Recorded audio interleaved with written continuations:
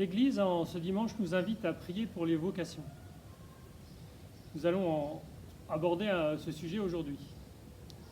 La question nous vient souvent de la part de jeunes qui disent « Comment savoir quelle est ma vocation ?»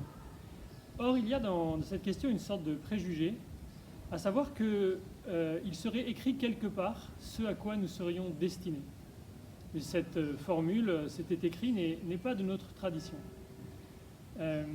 Et puis en plus, si on admettait cela, la liberté de chacun ne fonctionnerait pas véritablement.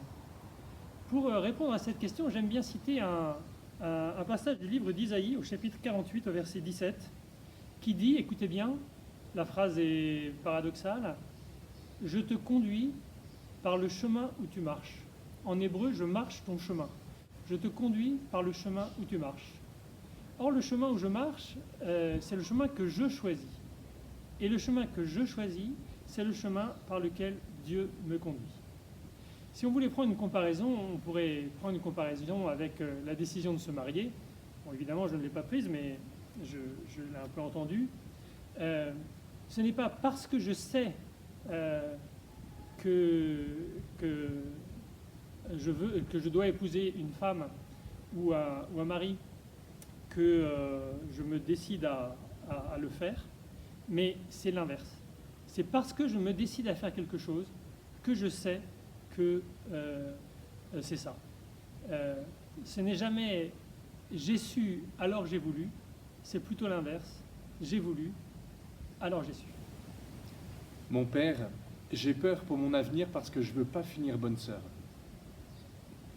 Mon père, j'aimerais bien être prêtre, mais je ne sais pas si c'est ce que Dieu veut.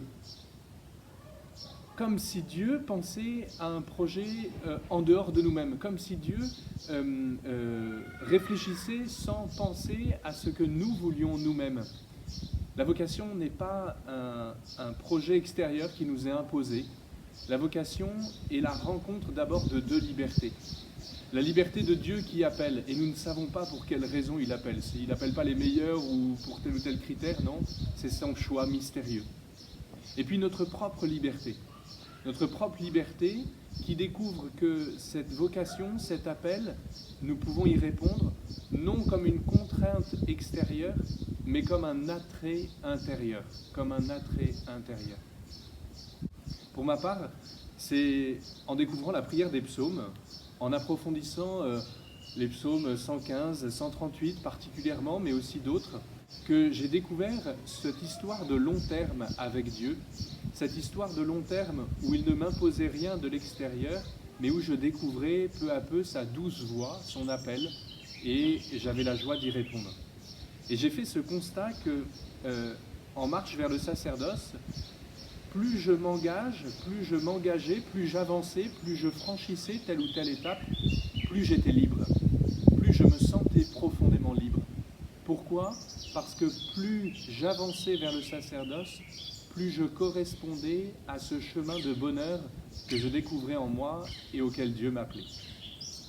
Alors, chers amis, si vous vous posez des questions comme jeunes autour de votre vocation, si vous êtes des parents qui voulaient aider vos jeunes à grandir ou si vous priez pour cette cause, eh bien, veillons chacun d'entre nous à être à l'écoute de notre désir profond, être à l'écoute de Dieu et de ses appels, particulièrement dans sa parole, et nous pourrons alors découvrir que ces deux libertés, la nôtre et celle de Dieu, ne sont pas si éloignées l'une de l'autre.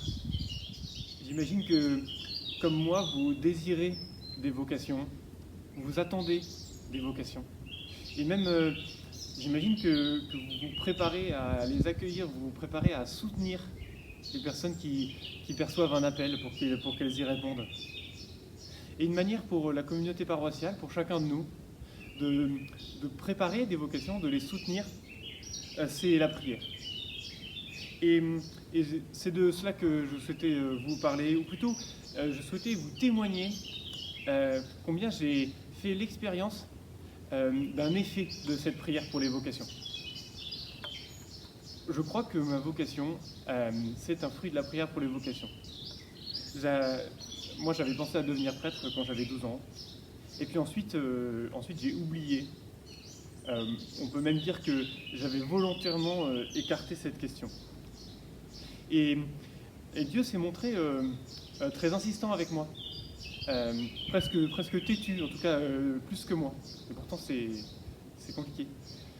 Et Dieu s'est montré insistant, un peu comme si j'avais en moi un aiguillon qui était présent jusqu'à ce que je prenne cette question au sérieux, jusqu'à ce que je prenne les moyens de traiter cette question honnêtement. Et de fait, ça a été le moteur qui m'a emmené. Et je rends grâce pour cela. Et je suis convaincu que cette insistance de Dieu, cette persévérance à revenir m'appeler, c'est un fruit de la prière pour les vocations. Alors je voulais vous y encourager aujourd'hui. Maintenant, je prie quotidiennement pour les vocations et je voudrais vous encourager à vivre cette prière en étant sûr de son effet, de l'importance que cela a dans le cœur de Dieu et aussi pour les personnes qui entendent cet appel et qui réfléchissent à y répondre. Il faut que je rajoute quelque chose alors. Ne reste pas là caché. Voilà. Je voulais te dire que la différence entre toi et moi, c'est que l'année prochaine, tu restes à Notre-Dame. Et moi, en septembre, je pars comme vicaire à Conflans-Sainte-Honorine et puis je travaillerai aussi à l'officialité de Paris. Alors aujourd'hui, je voulais te dire merci